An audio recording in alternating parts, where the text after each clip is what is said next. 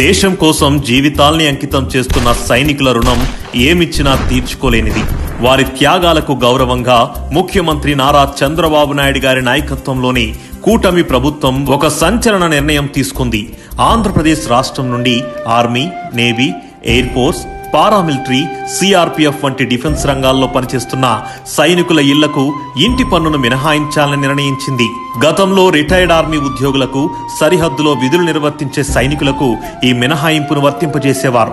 ఇకపై పోస్టింగ్ తో సంబంధం లేకుండా ఏపీలో నివాసం కలిగిన డిఫెన్స్ ఉద్యోగులందరికీ ఈ మినహాయింపును వర్తింపజేస్తున్నారు.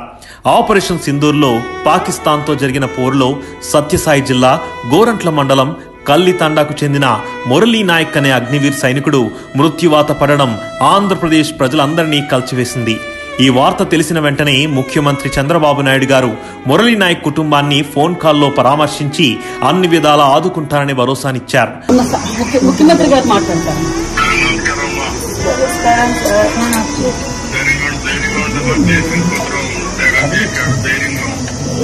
ధైర్యం ఉంటుంది సార్, వెళ్ళిపోయేసామి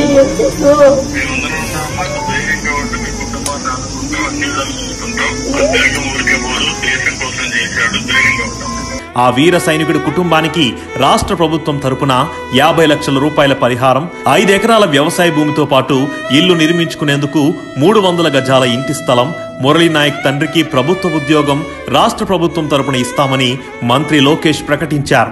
నారా లోకేష్ గారు మురళీ నాయక్ పార్థివ దేహాన్ని తన భుజాలపై మోసి అధికారిక లాంఛనాలతో అంత్యక్రియలు పూర్తి చేశారు. ఆపరేషన్ సింధూర్ పట్ల కేంద్ర ప్రభుత్వానికి పూర్తి మద్దతునిచ్చిన కూటమి ప్రభుత్వం దేశం కోసం నిలబడే సైనికుల కుటుంబాలకు ఎంత వెన్నుదన్నుగా నిలుస్తుందో మురళీ నాయక్ విషయంలో ప్రజలు కల్లారా చూశారు.